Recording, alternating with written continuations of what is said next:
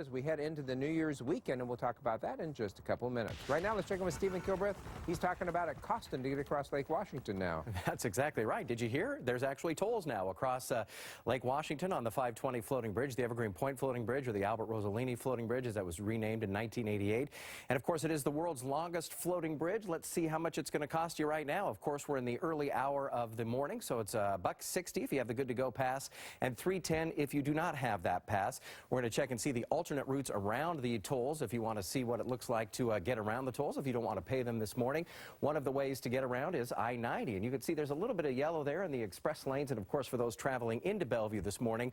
And of course one of the other ways is to go up north towards Lake City Way. Actually not looking too bad right now. Looks like that is up to the speed right now. Zeros on our jam factors except I-90, Seattle to Bellevue. Because of those yellow cars we saw on the map, it's 9 minutes right now on I-90. Natalie, back to you. All right, we'll be talking about those tolls all morning long. Yes, we will. But right now, if you have a lot of those big white styrofoam